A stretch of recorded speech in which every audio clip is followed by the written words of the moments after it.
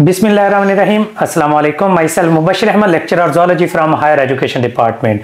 बेटा, जैसा कि आप सब जानते हैं कि हम लोगों ने ईटा जॉब प्रिपरेशन के टेस्ट सीरीज स्टार्ट की हुई है और उसके लिए हम लोगों ने एवरीडे साइंस के लेक्चर स्टार्ट किए थे। 4th क्लास से लेकर 10th क्लास तक की हमने जनरल साइंस और एवरीडे साइंस को कवर करना था, जिसमें 2 क्लासेस ऑलरेडी अपलोड कर चुके हैं, जैसे पेडागोजी है, इंग्लिश है, मैथमेटिक्स है।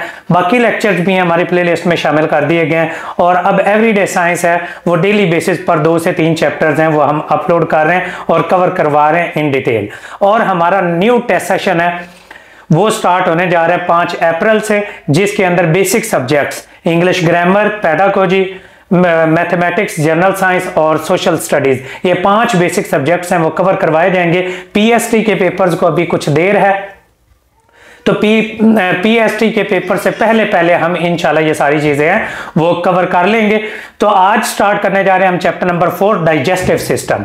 ह्यूमन डाइजेस्टिव सिस्टम के कंपोनेंट क्या होते हैं, डाइजेस्टिव सिस्टम होता क्या है, इसके पार्ट्स कौन कौन से हैं और बाकी तमाम डिटेल्स हैं वो इस वीडियो के अंदर डिस्कस करेंगे। तो इस वीडियो को गौर से देखिएगा ताकि आपको सारे इसमें से आने वाले एमसीक्यूज हैं वो याद हो जाएं और उनको आप अच्छे तरीके से अटेम्प्ट कर सकें। बाकी अगर आप सेशन ज्वाइन करना चाहते हैं, डिस्क्रिप्शन के अंदर हमारा नंबर दिया गया है, उसके ऊपर रब्ता करके आप लोग हमें ज्वाइन कर सकते हैं। तो स्टार्ट करते हैं जी, ह्यूमन डाइजेस्टिव सिस्टम। तो इसके अंदर इंपॉर्टेंस, फिजिकल और केमिकल डाइजेशन क्या होती है, एंजाइम्स कौन कौन से इन्वॉल्व होते हैं, डाइजेस्टिव सिस्टम होता क्या है, तो यहां से हम लोग इसका जो चैप्टर है वो स्टार्ट करेंगे। अब उन्होंने कहा कि सबसे पहले डाइजेशन होता क्या है। अब डायरेक्ट हम लोग सेब खाएं, अमरूद खाएं, रोटी खाएं, हम डायरेक्ट पूरी अंदर लेके चले जाएं तो क्या वो डाइजेस्ट हो जाएगी? बेटा, बहुत टाइम लगेगा उसको डाइजेस्ट होने में। तो बड़े बड़े पार्टिकल्स हैं उनको सबसे पहले तोड़कर छोटे पार्टिकल्स में चेंज किया जाता है बाय फिजिकल और केमिकल चेंज के जरिए। फिजिकल जो हम चबाने से करते हैं, केमिकल एंजाइम के जरिए, और उसको स्मॉलर पीसेस में तब्दील कर दिया जाता है। तो बड़े पार्टिकल्स को तोड़ के छोटे पार्टिकल्स में तब्दील करना क्या कहलाता है? डाइजेशन कहलाता है। इधर डाइजेशन की डेफिनेशन है, ये इटसेल्फ खुद से एक एमसीक्यूज है कि डाइजेशन एक ऐसा प्रोसेस है जिसके अंदर बड़े मॉलिक्यूल फूड के तोड़ के छोटे मॉलिक्यूल में तब्दील कर दिए जाते हैं, क्योंकि बड़ी फूड है वो सेल्स के अंदर एब्जॉर्ब नहीं हो सकती। सेल मेम्ब्रेन में से स्मॉलर मॉलिक्यूल्स निकलते हैं, इसलिए स्मॉलर मॉलिक्यूल्स को एब्जॉर्ब होने के लिए डाइजेशन के प्रोसेस का होना बहुत जरूरी होता है, जो कि हम चबाने के जरिए भी तोड़ते हैं, चीजों को कट करते हैं, च्यू करते हैं, और उसके बाद मसल्स ऑन द स्टोमक हैं वो भी मैकेनिकल डाइजेशन करके इनको हेल्प कर रहे होते हैं। अब सारे का सारा ये देख लें, बड़ी एक ब्रेड है उसको तोड़कर छोटे मॉलिक्यूल्स में तब्दील करना, लार्जर मॉलिक्यूल से स्मॉलर मॉलिक्यूल्स बनाना, अब ये डाइजेस्ट हो सकते हैं। इस ओवरऑल प्रोसेस को डाइजेशन का नाम देते हैं। इंसानों के डाइजेशन कैसे कैसे होती है, तमाम चीजें इसके अंदर डिस्कस करेंगे और तमाम बॉडी के पार्ट्स हैं वो मैं इसके अंदर डिस्कस करूंगा, जो ये जो डाइजेस्टिव सिस्टम के अंदर कौन कौन सी चीज शामिल है। अब सबसे पहले हमारा माउथ, यहां से स्टार्ट करते हैं, हम नीचे की तरफ जाएंगे। नंबर 1, डाइजेशन सबसे पहले स्टार्ट कहां पर होती है? ये एमसीक्यूज बहुत बार आया हुआ है कि डाइजेशन स्टार्ट कहां पर होती है। तो बच्चे हमेशा स्टोमक या मैदे का लगा के आते हैं, नहीं, डाइजेशन स्टार्ट होती है माउथ के अंदर और एंड कहां पर होती है? वो भी मैदे में नहीं, स्मॉल इंटेस्टाइन में। डाइजेशन जो बिगन होती है, स्टार्ट होती है माउथ में और एंड कहां पर होती है? स्मॉल इंटेस्टाइन में। ये दोनों ही एमसीक्यूज बहुत इंपॉर्टेंट हैं। अब इसमें फिजिकल डाइजेशन भी होती है और केमिकल डाइजेशन भी होती है माउथ के अंदर भी। माउथ के अंदर फिजिकल डाइजेशन कौन करवाता है? दांत, जबड़े हमारे, ये तोड़कर उसके छोटे पीसेस कर देते हैं। टीयरिंग और क्रशिंग और रोलिंग और मिक्सिंग ऑफ द फूड है, ये क्या होती है जी? Physical digestion. और इसके अलावा हमारे जो सलाइवा होता है हमारे मुंह के अंदर, ये 3 पेयर ऑफ सलिवरी ग्लैंड मौजूद होते हैं। सलिवरी ग्लैंड के 3 पेयर्स हैं, यानी टोटल ग्लैंड्स ये 6 होते हैं, 3 पेयर, एक इस कान के आगे, एक इस कान के आगे, एक जबड़े के नीचे और एक जबान के नीचे होता है। तो 3 पेयर ऑफ सलिवरी ग्लैंड होते हैं, वो सलाइवा रिलीज करते हैं। सलाइवा के अंदर एक एंजाइम मौजूद होता है जिसको टायलिन एंजाइम कहते हैं या अमाइलेज, सलीवरी अमाइलेज एंजाइम मौजूद होता है। अमाइलेज एंजाइम मौजूद होता है हमारे सलाइवा यानी थूक के अंदर, जो कि फूड को डाइजेस्ट करने में हेल्प करता है, स्टार्च को डाइजेस्ट करता है। कौन सा बायोलॉजिकल मॉलिक्यूल है, कौन सा बायोलॉजिकल मॉलिक्यूल है डाइजेस्ट होता है कहां पर, माउथ के अंदर, तो वो स्टार्च है जो माउथ में डाइजेस्ट होती है, कौन करवाता है, अमाइलेज एंजाइम। कहां से निकलता है, ये माउथ के अंदर जो सलीवरी ग्लैंड्स मौजूद हैं इनसे निकलता है। एक तो ये आप लोगों ने तैयार कर लेना माउथ और उसका फंक्शन। माउथ में फिजिकल डाइजेशन भी है और केमिकल डाइजेशन भी है। फिजिकल भी मैंने बता दिया, दांत करते हैं और हमारी टंग करती है और उसको रोल अप करती है, और केमिकल डाइजेशन है वो सलाइवा करता है। सलाइवा 3 पेयर्स ऑफ सलीवरी ग्लैंड से निकलता है। ये भी एमसीक्यूज है सच कि टोटल कितने, इधर 3 नजर आ रहे हैं, ये पेयर की शक्ल में होते हैं, किस कान के आगे किस कान के आगे, एक जबड़े के नीचे दो जुबान के नीचे, तो ये 6 होते हैं सलीवरी ग्लैंड्स। उसके बाद दूसरा पार्ट, जब हम फूड चबा लेते हैं तो वो एक बॉल की शक्ल इख्तियार कर लेती है, ऐसे गले के अंदर वो एक बॉल सा बन जाता है, उस बॉल को बोलस का नाम देते हैं। ठीक है, उस बॉल को जब जबान से थूक भी मिक्स हो जाती है, रोल अप हो जाती है, फूड है वो टूट के एक छोटे से पीस के अंदर चेंज हो जाती है और वो पीस हमारे गले में आ जाता है, इस पीस को क्या कह देते हैं, बोलस। पार्शियली डाइजेस्टेड फूड होती है। कौन सा पार्ट डाइजेस्ट हुआ होता है, स्टार्च। स्टार्च पार्शियली डाइजेस्ट होके ये माउथ में बोलस बना देता है। अब बोलस वो फूड जो हमने स्वेलो करनी होती है, ये बोलस है, ये फूड पाइप के अंदर एंटर होता है। जैसे विंड पाइप है, कल मैंने बताया था, ट्रैकिया सांस की नाली आगे होती, उसके पीछे ये खुराक की नाली होती है। खुराक की नाली को एसोफेगस का नाम देते हैं। फूड पाइप का दूसरा नाम क्या होता है, एसोफेगस। ये भी बहुत इंपॉर्टेंट एमसीक्यूज है। इसमें स्मूथ मसल्स होते हैं जो कि फूड को पुश करते जाते हैं और फूड नीचे चली जाती है, कहां तक, मैदे तक, और मुंह से मैदे तक खुराक कौन पहुंचाता है, एसोफेगस चला पहुंचाता है। इस प्रोसेस को क्या कह देते हैं, फूड का ऊपर से नीचे मूव करना क्या कहलाता है, पेरिस्टालसिस। ये अगली क्लासेस के अंदर हम पढ़ेंगे भी। पेरिस्टालसिस क्या चीज होता है, वो प्रोसेस जिसके जरिए फूड माउथ से स्टमक तक जाती है, क्योंकि इसमें स्मूथ मसल्स होते हैं, ये फूड को इस तरह से दबाते जाते हैं, ऊपर से दबाएंगे और नीचे, ऊपर से दबेगा और नीचे और नीचे, और इस तरह से फूड है स्टमक से वो ये माउथ से स्टमक तक पहुंच जाएगी, और इस फिनोमिना को पेरिस्टालसिस कहते हैं। बोलस वो फूड है जो कि माउथ में बनकर नीचे की तरफ मूव करती है। ठीक है, ये यहां से ऑनवर्ड हम चलते हैं, आगे आ जाता है जी स्टमक का काम। स्टमक को हमें देखना जरूरी है। ये तकरीबन 25 सेंटीमीटर लेंथ होती है, किसकी, ये एसोफेगस की 25 सेंटीमीटर लेंथ होती है, और उसके बाद फूड कहां पर चली जाती है, स्टमक के बाद आगे मूव करती हुई, वो ये यहां पे था बोलस, ये मूव किया, करता गया, ये आगे जी मैदे के अंदर, ये इतना हिस्सा ये हमारा स्टमक है। ठीक है, स्टोमिक के अंदर पार्शियली डाइजेस्ट फूड होती है। पार्शियली डाइजेस्ट क्यों कहते हैं, क्योंकि उसमें से स्टार्च मुंह में ही डाइजेस्ट होगी इसी सलाइवा के जरिए। अब ये भी फिजिकल डाइजेशन, दो बॉडी के पार्ट हैं जो फिजिकल और केमिकल डाइजेशन दोनों करते हैं। माउथ भी फिजिकल और केमिकल डाइजेशन करता है, और स्टमक है ये भी फिजिकल और केमिकल डाइजेशन करता है। फिजिकल डाइजेशन कैसे करता है, smooth muscle in the wall, वो क्या करते रहते हैं, हमारा मैदा इस तरह से फूड को दबाता रहता है, निचोड़ता रहता है, दबाता रहता है, मिक्स करता रहता है, किसको, इसके अंदर से गैस्ट्रिक जूस निकलता है। मैदे की वॉल्स से क्या निकलता है, गैस्ट्रिक जूस, उसको मिक्स कर देता है किसके अंदर, जो फूड यानी बोलस है यहां पे पहुंचा होता है, उस बोलस के साथ ये डाइजेस्ट करने के लिए मैदा ऊपर से दबाता रहता है। तो ये कौन सी होगी, फिजिकल क्या होते हैं, इस फिनोमिना को चर्निंग कहते हैं, जो मैदे की मूवमेंट होती है। अब उसके बाद इसमें से गैस्ट्रिक जूस निकलता है, किससे, स्टमक की वॉल्स से। स्टमक की वॉल्स से गैस्ट्रिक जूस निकलेगा, और यहां पर जितनी भी फूड होगी उसके साथ ये जूस डाइजेस्ट कर दिया जाएगा,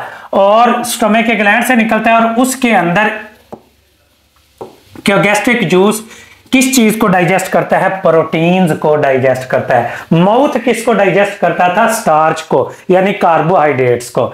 और जो स्टमक है, अब हमें एक मिसकॉन्सेप्शन बहुत है हमें मिसकॉन्सेप्शन क्या है कि हमारा मैदा सारी खुराक डाइजेस्ट करता है। नहीं, कंप्लीट फूड डाइजेशन हमेशा स्मॉल इंटेस्टाइन के अंदर होती है। स्टमक में जस्ट थोड़े टाइम के लिए फूड स्टोर होती है, और दूसरा इसमें सिर्फ प्रोटीन का एक पार्ट डाइजेस्ट होता है, वो है प्रोटीन का पार्ट। जो हमने गोश्त वगैरह खाएंगे, जो प्रोटीन डाइजेस्टिंग एंजाइम जस्ट हैं स्टमक के अंदर मौजूद होते हैं, जो कि गैस्ट्रिक जूस के अंदर मौजूद होते हैं, और ये प्रोटीन डाइजेस्ट करवाते हैं। ठीक है, और उस एंजाइम का नाम भी मैं बता देता हूं जो प्रोटीन डाइजेशन करता है, उस एंजाइम का नाम होता है पेप्सिन। पेप्सिन क्या चीज है? वो एंजाइम होता है जो कि प्रोटीन को डाइजेस्ट करता है और स्टमक में मौजूद होता है। तो आपसे पूछा जाए which component of food is digested in stomach, आ जाएगा कार्बोहाइड्रेट, लिपिड, प्रोटीन या ऑल फूड्स। तो आप क्या लगाएंगे? Just protein, not all are complete component of the food, कभी भी नहीं हो सकते। और after the several hours stomach से फूड एक सूप लाइक मिक्सचर में चेंज हो जाती है। ये सूपी मिक्सचर बन जाता है। ऊपर क्या था? बोलस, जो मुंह से आया था, उसको मैंने क्या बताया था? बोलस। ये मैंने आपको पहले भी बताया, इसको बोलस कहते हैं, जो माउथ से नीचे आता है। इसमें गैस्ट्रिक जूस जब मिल जाता है तो ये सूप लाइक मिक्सचर में तब्दील हो जाता है प्रोटीन डाइजेस्ट होने के बाद। इस सूप लाइक मिक्सचर को क्या कह देते हैं? काइम कहते हैं। ये बायोलॉजी की एक टर्म हम यूज करते हैं, CHYME, काइम। काइम क्या चीज होता है? वो सूप लाइक मिक्सचर होता है जो कि स्टमक के अंदर बनता है, गैस्ट्रिक जूस के मिक्स होने के बाद सूप लाइक मिक्सचर बन जाता है, वो मैदे में यहां पर इकट्ठा हो जाता है। यहां से फिर वो पुश करके फूड को स्मॉल इंटेस्टाइन में, छोटी आंत में भेज दिया जाता है। जब जो काइम है वो सूपी मिक्सचर जो कि मैदे में बना, या सूपी मिक्सचर कहां पर बनता है? मैदे में। काइम कहां पर बनता है? मैदे में। अब ये यहां से फूड आगे किस तरफ जाएगी? माउथ, माउथ के बाद एसोफेगस, एसोफेगस के बाद स्टमक, स्टमक के बाद स्मॉल इंटेस्टाइन में। अब स्मॉल इंटेस्टाइन में जब फूड जाएगी तो वो आगे क्या करेगी? अब स्मॉल इंटेस्टाइन के बाद ये हम पढ़ रहे थे, अब एक एक कंपोनेंट हम लोग पढ़ रहे हैं। ये सिर्फ केमिकल डाइजेशन करती है, केमिकल डाइजेशन है, और कंप्लीट केमिकल डाइजेशन है वो कहां पर होती है? कंप्लीट डाइजेशन ऑफ फूड कहां पर होती है? स्मॉल इंटेस्टाइन में। इसमें एंजाइम कहां कहां से मिक्स होते हैं? स्मॉल इंटेस्टाइन की अपनी वॉल से भी एंजाइम्स निकलते हैं, 3 जगह से एंजाइम्स हैं वो मिक्स होते हैं। एक इनकी स्मॉल इंटेस्टाइन की जो वॉल्स हैं उनसे एंजाइम्स निकलते हैं, नंबर 1। दूसरा, ये एक छोटा सा ऑर्गन मौजूद होता है जिसको क्या कह देते हैं? पैंक्रियाज। तीसरा क्या चीज होता है जी? पैंक्रियाज से भी एंजाइम निकलते हैं। ये इधर से जो बायल है वो गॉल ब्लैडर से बायल निकलती है। गॉल ब्लैडर क्या होता है? पित्ता। पित्ते के अंदर क्या बनती है? बायर। और ये बनती कहां पर है? लीवर में। और स्टोर कहां पर होती है? बायल गॉल ब्लैडर के अंदर। याद रखिएगा 3 तरह के कंपोनेंट हैं इस फूड के अंदर। जो काइम आया था, सूप लाइक मिक्सचर है, मैदे में से आया था, उसमें 3-4 जगह से जो मटेरियल्स हैं वो मिक्स होते हैं। वो कौन कौन से मटेरियल्स हैं ये देखते हैं। Enzymes from the pancreas, pancreatic juice, जैसे गैस्ट्रिक जूस था, पैंक्रियाटिक जूस है वो निकल के स्मॉल इंटेस्टाइन में आ जाएगा। दूसरा, इसमें ऐसे एंजाइम्स मौजूद होते हैं, ट्रिप्सन वगैरह ऐसे एंजाइम्स मौजूद होते हैं जो प्रोटीन भी डाइजेस्ट कर देते हैं। माइलेजेज होते हैं और लिपेजेज एंजाइम्स होते हैं जो कि कार्बोहाइड्रेट, लिपिड, प्रोटीन तीनों को डाइजेस्ट कर देते हैं। और उसके बाद इसमें क्या चीज रिलीज होता है? ये बायल। अब व्हाट इज बायल? बायल क्या चीज होता है? ये बायल साल्ट्स इसके अंदर मौजूद होते हैं। ये बनते कहां पर है? हमारे जिगर के अंदर, लीवर के अंदर। स्टोर कहां पर होते हैं? गॉल ब्लैडर, पित्ते के अंदर। ये बायल डक्ट के जरिए ये भी स्मॉल इंटेस्टाइन में आ जाते हैं। और ये क्या करती है? बायल। बायल का काम क्या होता है? अब एक MCQ आता है कि बायल बनता कहां पर है? लीवर में। बायल बनता कहां पर है? लीवर में बन रहा होता है। स्टोर कहां पर हो रहा होता है? गॉल ब्लैडर, पित्ते में। ठीक है, पित्ते में स्टोर हो रहता है और ये रिलीज कहां पर होता है? कॉमन बाइल डक्ट के जरिए स्मॉल इंटेस्टाइन में। इसका काम क्या होता है? बाइल करती क्या है? ये फैट्स की इमल्सिफिकेशन करती है, फैट्स को डाइजेस्ट करने में हेल्प करती है। इसमें कोई एंजाइम नहीं मौजूद होता। Which enzyme is present in bile? ये भी एमसीक्यूज आ जाता है। तो इसमें कोई एंजाइम मौजूद नहीं होता, इसमें सिर्फ बाइल साल्ट्स होते हैं जो कि बड़े लिपिड के मॉलिक्यूल को छोटे मॉलिक्यूल्स में तब्दील कर देता है। पेंक्रियाज है वो डाइजेस्टिव एंजाइम रिलीज करता है, किसकी शक्ल में? पेंक्रियाटिक जूस निकलता है, इसमें से पेंक्रियाटिक जूस निकलता है, वो भी स्मॉल इंटेस्टाइन में आ गया, लिवर से भी आ गया, स्मॉल इंटेस्टाइन के अपने एंजाइम आ गए। जितनी फूड होती है स्मॉल इंटेस्टाइन के 3 कंपोनेंट होते हैं, एक ड्यूडिनम, एक जेजुनम और एक इलियम। स्मॉल इंटेस्टाइन के 3 पार्ट हैं। ये मैं थोड़ा सा ना डिटेल में समझा रहा हूं क्योंकि बड़ी क्लासेस में जाके आगे पढ़ना भी हमने। स्मॉल इंटेस्टाइन के 3 पार्ट हैं, ड्यूडिनम, जेजुनम और इलियम। हमारे डाइजेस्टिव सिस्टम का सबसे लंबा पार्ट कौन सा है? ये स्मॉल इंटेस्टाइन ही है, ठीक है, जो कि तकरीबन 8-10 मीटर तक चली जाती है, ठीक है। पहला 25 सेंटीमीटर है, कुछ दूसरा भी कोई 2.3 मीटर है, आगे 3.3 समथिंग मीटर है। तो 8 से 10 मीटर तक ये लंबी हो जाती है और फोल्ड हुई होती है। हमारे सबसे डाइजेस्टिव सिस्टम का सबसे लंबा पार्ट कौन सा है? ये बेटा है स्मॉल इंटेस्टाइन।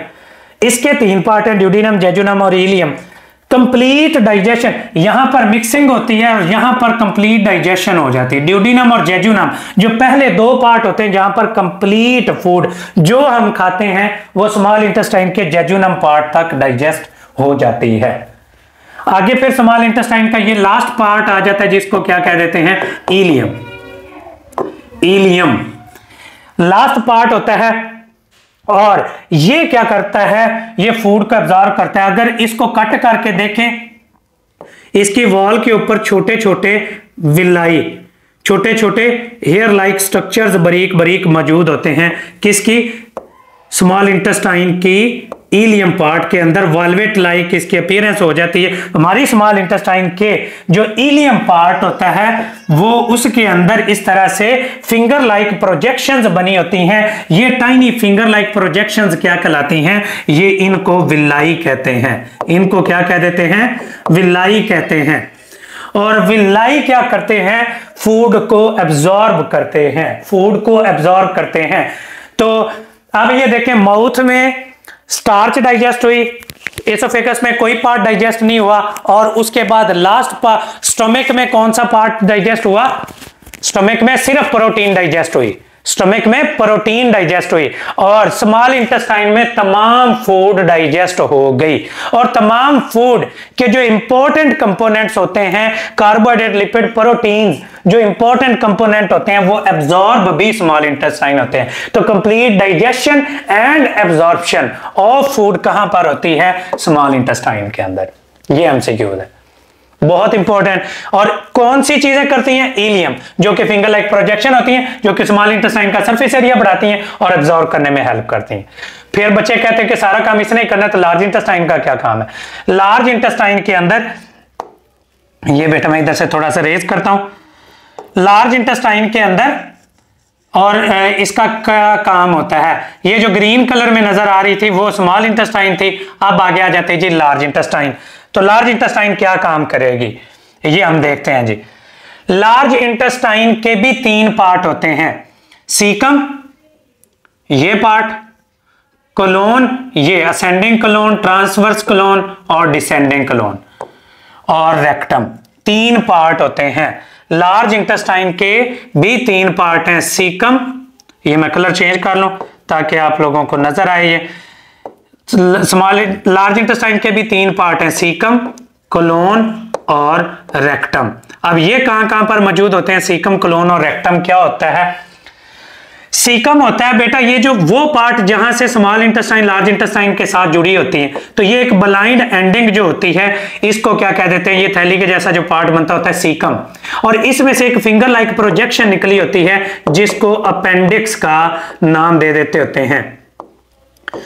ठीक है, अपेंडिक्स क्या चीज होती है? कोई आपसे पूछे, अपेंडिक्स फिंगर लाइक प्रोजेक्शन होती है जो कि लार्ज इंटेस्टाइन के सीकम पार्ट से निकलती होती है। ये अब हमारे अंदर नॉन फंक्शनल है। इसके अंदर कोई बैक्टीरिया है वो इन्फेक्शन काज कर दे तो ये स्वेल हो जाती है, जिसको बाद में सर्जिकली फर्क कहते हैं जी, ये अपेंडिसाइटिस यानी कि अपेंडिक्स की बीमारी इसको लग गई है तो इसको फिर सर्जिकली रिमूव कर दिया जाता है। पित्ते के अंदर क्या चीज होती है, बाइल साल्ट्स वगैरह होते हैं, इसमें कोलेस्ट्रोल अगर ज्यादा जमा हो जाए बाइल साल्ट्स वगैरह के साथ, उसको पित्ते की पथरी कहते हैं। पित्ते के अंदर कोई पत्थर नहीं बनता, कोलेस्ट्रोल है वो कंसंट्रेट हो जाता है, वो पित्ते की पथरी होती है। ये अपेंडिक्स होती है जो कि लार्ज इंटेस्टाइन का पार्ट है। फिर ये पार्ट, इसको कोलोन को भी आगे 3 हिस्सों में, असेंडिंग कोलोन, ट्रांसवर्स कोलोन और डिसेंडिंग कोलोन। लार्ज इंटेस्टाइन का सबसे बड़ा पार्ट कोलोन होता है। इसमें क्या चीज अब्जॉर्ब होती है, वाटर और साल्ट्स। जो कोई डाइजेशन लार्ज इंटेस्टाइन में नहीं होती, सिर्फ पानी और साल्ट्स हैं इसमें अब्जॉर्ब होते हैं। कार्बोहाइड्रेट, लिपिड, प्रोटीन्स वगैरह जो कंप्लीट डाइजेशन ऑफ फूड है वो इसमें होती है। सिर्फ पानी यहां से अब्जॉर्ब होता है, कहां पर, कोलोन के अंदर। और फिर जो अनडाइजेस्टेड फूड रह जाती है, जो सॉलिडिफाई हो जाती है, वो रेक्टम के अंदर, लास्ट पार्ट रेक्टम होता है जो कि एनल पोर के साथ अटैच होता है। ये रेक्टम वो लास्ट पार्ट होता है जो सॉलिड फीसेस को, खाने को स्टोर करता है, और ये जब स्टोर होता रहता है ये यहां पर बढ़ता रहता है। जैसे ही ये फुल हो जाता है तो क्या मैसेज हमारे ब्रेन में जाता है न्यूरॉन्स के जरिए, और फिर हम उन फीसेस को रिमूव कर देते हैं थ्रू एनस। एनस फिर लास्ट पोर होता है। माउथ से एनस तक इस तरह से एक पूरी, ये एक ट्यूब है जिसमें सबसे पहले माउथ है, माउथ के बाद एसोफेगस है, फिर स्टमक है, फिर उसके साथ स्मॉल इंटेस्टाइन है, फिर लार्ज इंटेस्टाइन है, रेक्टम है और है। और इसके साथ एक्सेसरी ग्लैंड्स कौन से हैं, मुंह में सलीवरी ग्लैंड्स हैं, इसके बाद लीवर है, पैंक्रियाज है, लीवर है और गॉल ब्लैडर, ये इसके साथ एक्सेसरी ग्लैंड्स हैं। और उनके काम क्या क्या हैं वो भी मैंने आपको डिटेल में समझा दी है। ये था जी ह्यूमन डाइजेस्टिव सिस्टम की डिटेल, जो कि एक पूरी फूड कैनाल है। इसको फूड कैनाल भी कहते हैं, पूरी के पूरी नाली को माउथ से एनस तक, ये फूड कैनाल भी कहलाती है। और इसके अलावा एलिमेंट्री कैनाल भी इसको कहा जाता है। एलिमेंट्री कैनाल या फूड कैनाल दोनों के दोनों इसके पार्ट्स हैं, ये याद रखिएगा। वो डिफरेंट पार्ट से होती होती बॉडी से रिमूव हो जाती है और एब्जॉर्ब हो जाती है। तो डाइजेशन ऑफ द फूड है वो कैसे, ये फिंगर लाइक प्रोजेक्शन है, स्मॉल इंटेस्टाइन के अंदर ये मौजूद होते हैं, जिसको विलाई कहते हैं। विलाई को और बड़ा करें, उसके ऊपर माइक्रो विलाई होते हैं जो कि स्मॉल इंटेस्टाइन के अंदर मौजूद होते हैं। ये विलाई क्या करते हैं, फूड को एब्जॉर्ब करने में हेल्प करते हैं। चिल्ड्रन के वैसे 20 दांत होते हैं जो पहले 7 साल तक होते हैं, और उसके बाद ये रूम बनाते हैं, जगह बनाते हैं। बाद में 32 दांत है वो परमानेंट टीथ हैं, वो बन जाते हैं। हमारे मैदे से HCl और क्या कहते हैं वो रिलीज होता है, गैस्ट्रिक जूस के अंदर HCl भी और पेप्सिन एंजाइम भी रिलीज होता है। वो इतना स्ट्रांग होता है कि वो गोश्त को डाइजेस्ट कर देता है। हम गोश्त खा लें, मैदा खा लें, किसी जानदार की ओजरी खा लें, सारी डाइजेस्ट हो जाती है। हमारा मैदा खुद डाइजेस्ट क्यों नहीं होता? हमारे मैदे की वॉल के अंदर बेटा क्या चीज मौजूद होती है, म्यूकस भी सक्रीट होती है मैदे की वॉल से, जो कि एंजाइम को उसकी वॉल के ऊपर एक्ट नहीं करने देती। जब हम ज्यादा मसाले वगैरह खाएं, ज्यादा तली हुई चीजें खाएं, फास्ट फूड या फिर शराब का यूज करें, तो उससे ये जो मैदे की वॉल्स हैं वो कमजोर हो जाती हैं, म्यूकस रिलीज नहीं होती। तो एंजाइम है वो मैदे की वॉल के ऊपर भी एक्ट करना शुरू कर देता है, जिससे मैदे के अंदर जख्म हो जाते हैं या मैदे से सुराख हो जाता है। उसको क्या कह देते हैं, स्टोमिक अल्सर। वो अल्सर की बीमारी है, इस वजह से लगती है। बाकी लार्ज इंटेस्टाइन में बहुत सारे बैक्टीरिया मौजूद होते हैं। ये भी एमसीक्यूज है कि हमारे फायदेमंद bacteria, beneficial bacteria small intestine में मौजूद होते हैं। वो कौन सा एंजाइम हमारी स्मॉल इंटेस्टाइन में रिलीज करते हैं? विटामिन के है वो एंजाइम होता है जो कि ये रिलीज करते हैं। 30% फीसेस है, उसके अंदर बैक्टीरिया मौजूद होते हैं। ये सारे के सारे इंपॉर्टेंट एमसीक्यूज थे जो कि मैंने बता दिया। एलिमेंट्री कैनाल को पॉइंट आउट करें, कुछ भी नहीं है। Mouth, oesophagus, stomach, small intestine, large intestine, rectum और एनस, ये सारे के सारे उसके कंपोनेंट्स हैं।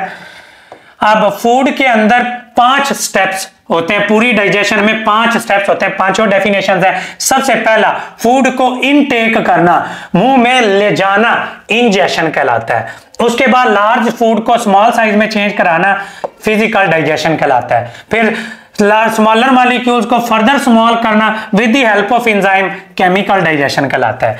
फिर वो फूड हमारी स्मॉल इंटेस्टाइन में एब्जॉर्ब होती है, एब्जॉर्प्शन, और उसके बाद वो फूड मॉलिक्यूल हमारी बॉडी का हिस्सा बन जाते हैं, हमारी बॉडी यूज उनको कर लेती है, उसको अजीमिलेशन का नाम देते हैं। और अनडाइजेस्टेड फूड है वो बॉडी में बाद में एनएस के थ्रू रिमूव कर दी जाती है, इसको इजेशन का नाम देते हैं। इंजेशन, इजेशन, ये सारे के सारी चीजें डिफरेंट हैं।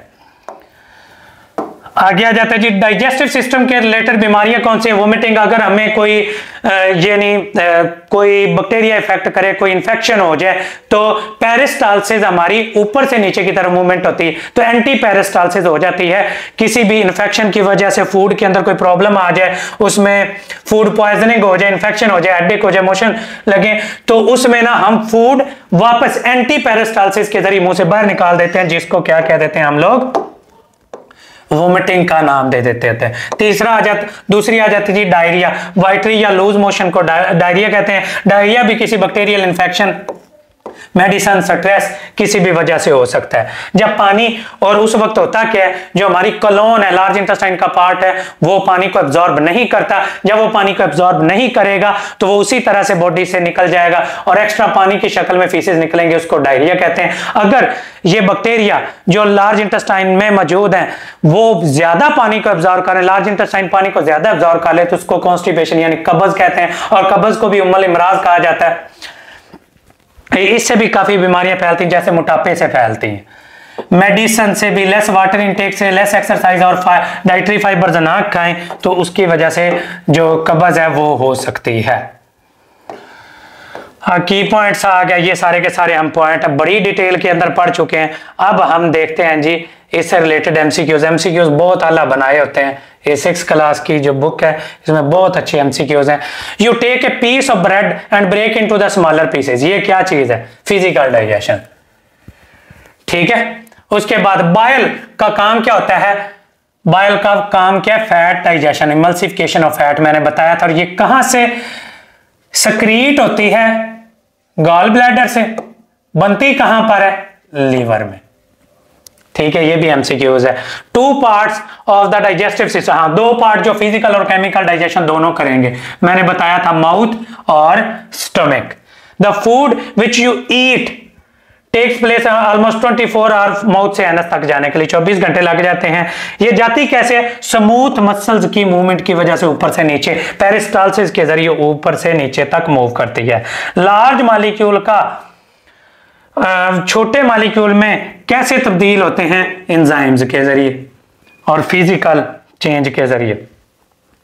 Are broken down into the smaller foods with the help of, ये एंजाइम्स के जरिए। बड़े मॉलिक्यूल्स हैं, छोटे मॉलिक्यूल्स में। वैसे इसका आंसर टीथ भी हो सकता है और एंजाइम भी हो सकता है। ये दोनों के दोनों आंसर ठीक है। इस तरह से एमसीक्यूज है, वैसे इनको नहीं बनाना चाहिए था। बेस्ट आंसर इसका एंजाइम ही आएगा, क्योंकि दांत भी बड़े मॉलिक्यूल से छोटे मॉलिक्यूल बनाते हैं, एंजाइम छोटे से और फर्दर तोड़ देते हैं। Undigested food is removed from the body, body से अनडाइजेस्टेड फूड का निकलना क्या कहलाता है? ईजेशन कहलाता है। बॉडी से अनडाइजेस्टेड फूड अगर निकाल दी जाए तो उसको ईजेशन कहते हैं। आगे आ जाता है जी last, the small food molecules produce the digestion are the parts of our body. Small food molecules produced after the digestion in the food is taken to the other parts of the body by, जो हमारी body में absorb होते हैं small intestine से, वो blood के जरिए दूसरे बॉडी के पार्ट्स तक जाते हैं। बाइल स्टोर कहां पर होती है? गॉल ब्लैडर में। बनती कहां पर है? लीवर में। ये मैंने आपको पहले बता दिया। The food which we eat may be solid or liquid but stomach convert into the soupy mixture known as chyme. मैंने आपको बताया भी था इसको, CHYME, काइम का नाम दे देते होते हैं। Stomach produce the enzyme and acid for digestion. Stomach में सिर्फ और सिर्फ प्रोटीन डाइजेस्ट होती है, जो कि पेप्सिन एंजाइम के जरिए डाइजेस्ट हो रही होती है। तो चैप्टर हो गया जी फिनिश। आप मिलेंगे इंशाल्लाह नेक्स्ट चैप्टर में। बाकी हमारा पेड सेशन है, न्यू सेशन स्टार्ट होना जा रहा है, लास्ट मौका है, ये जाया ना कीजिएगा। इसमें कंप्लीट तैयारी चैप्टर वाइज होगी और तमाम मेजर सब्जेक्ट्स के इसी तरह से लेक्चर प्रोवाइड किए जाएंगे। और इस नंबर पर आप राब्ता कर सकते हैं 0333 260 50 245। इस नंबर पर रब्ता करके आप लोग अपनी रजिस्ट्रेशन है वो करवा सकते हैं। बाकी होप सो कि ये चैप्टर भी समझ आया होगा। Best of luck to all of you. मिलते हैं इंशाल्लाह नेक्स्ट वीडियो में, तब तक के लिए दीजिए इजाजत। अल्लाह हाफिज।